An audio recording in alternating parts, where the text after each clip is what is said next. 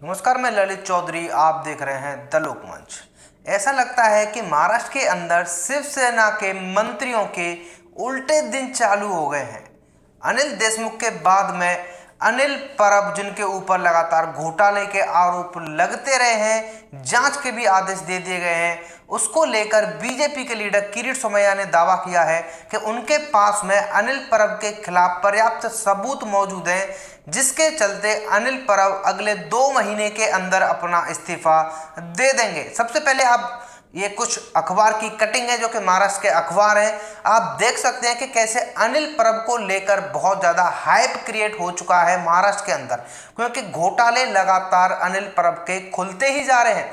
सबसे पहले हम बात करें, किरीट सोमैया ने घोटाला खोला था जो कि साई रिजॉर्ट दापोली में अनिल परब ने बनाया था। इलीगल प्रॉपर्टी वो बताई जा रही थी जो कि अनिल परब ने अपने नाम कर ली थी। उसके बाद में 10 करोड़ रुपया जो कि एक्सटॉर्शन मनी यहाँ पर बताया गया था, वो पैसा उसमें इन्वेस्ट कर दिया और बिल्डिंगें खड़ी कर ली। उसके बाद में किरीट सोमैया ने दापोली के जिला अधिकारी को एक शिकायत पत्र लिखा था और मांग की थी कि अनिल परब के खिलाफ जांच होनी चाहिए। अब मैं आपको बता दूं, ये 3 जून की ही खबर है, यानी कि आज की। किरीट सोमैया ने जो जिला अधिकारी को जाकर वहां पर जो कंप्लेन की थी, जो सबूत दिए थे, उसके चलते जिला अधिकारी ने अनिल परब के खिलाफ जांच के आदेश दे दिए हैं। जी हाँ, ये बहुत बड़ी खबर है।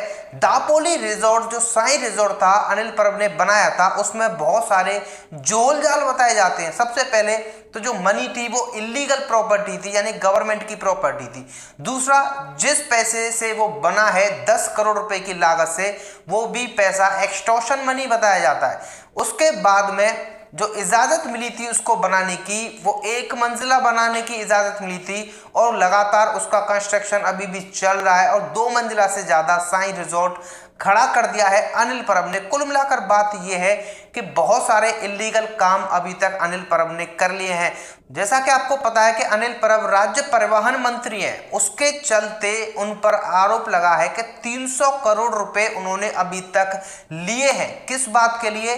कि जिसको भी ट्रांसफर चाहिए, जहां भी चाहिए, किसी भी ओहदे पर चाहिए, उसको दे दिया जाता है, बशर्ते उनसे मोटी रकम वसूली जाती है। और ये आरोप बीजेपी ने नहीं लगाए हैं, किरीट सोमैया ने नहीं लगाए, बल्कि उस इंस्पेक्टर ने लगाए हैं जिससे पैसे की मांग की गई थी अनिल परब द्वारा। उसने एफआईआर दर्ज की है अनिल परब के खिलाफ, जिसके चलते जांच के आदेश दे दिए गए। तो कुल मिलाकर 2 बहुत बड़ी जांच अनिल परब के खिलाफ चल रही है। लेकिन बड़ी बात यह है कि जैसे अनिल देशमुख के खिलाफ जो कि एक साथ घोटाले खुलते चले गए थे, अनिल देशमुख पहले स्टेटमेंट उन्होंने दिया था कि मैं जांच के लिए तैयार हूं, लेकिन जांच हुई तो उनको इस्तीफा देना पड़ा। वही सेम स्टेटमेंट अनिल परब की तरफ से आया है। उन्होंने कहा है कि मैं जांच के लिए तैयार हूं।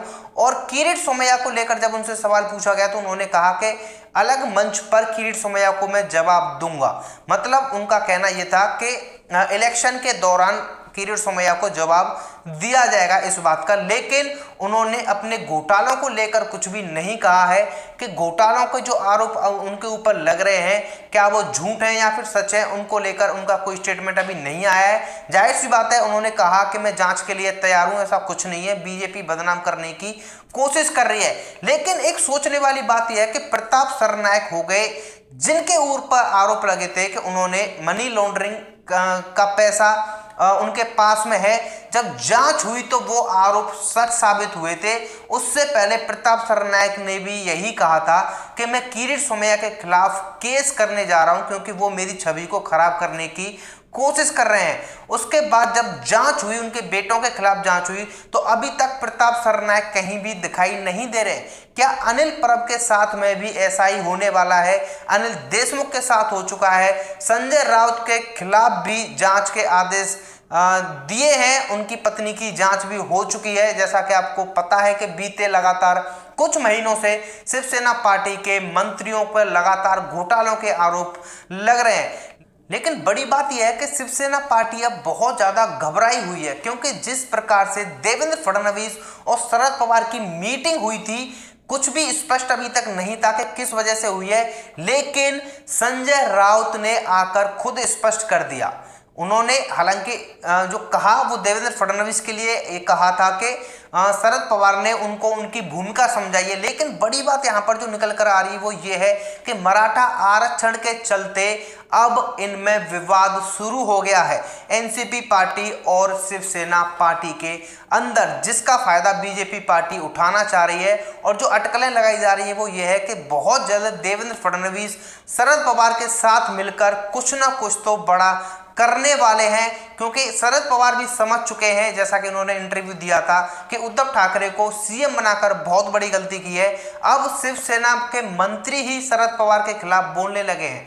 मंत्रियों का कहना यह है कि मराठा आरक्षण एनसीपी पार्टी के सुप्रीमो शरद पवार की वजह से नहीं मिल पाया है। आरक्षण की मांग जब से चल रही है जब शरद पवार मुख्यमंत्री हुआ करते थे। कुल मिलाकर ये जो खिचड़ी अंदर ही अंदर पक रही है वो अभी तक सामने निकल कर नहीं आ रही है। शिवसेना पार्टी हो गई या एनसीपी पार्टी हो गई, उसको अभी तक दबाने की कोशिश कर रहे हैं, लेकिन कहीं ना कहीं लोगों तक ये बात पहुंच रही है कि अब बहुत जल्द उद्धव ठाकरे सरकार की मुसीबत खड़ी हो सकती है, क्योंकि आपको पता है राजनीति में कोई भी किसी का भी सगा नहीं होता है, जिसको जहां फायदा दिखता है वहीं हाथ मिला लेता है। तो ये अटकलें लगाई जा रही हैं, लेकिन कुल मिलाकर बात यह है कि शिवसेना पार्टी के मंत्री लगातार घोटालों में फंसते जा रहे हैं। अब जो अनिल परब को लेकर जो कहा जा रहा है कि 2 महीने के अंदर उनको इस्तीफा देना पड़ेगा, जो दावा किया गया है वो कितना सच है ये देखने वाली बात होगी। आप लोगों का क्या कहना है इस बारे में, आप लोग कमेंट करके जरूर बताएं। चैनल को सब्सक्राइब कर लेना, जैसी कोई अपडेट आती है सबसे पहले आपको बता दी जाएगी। धन्यवाद।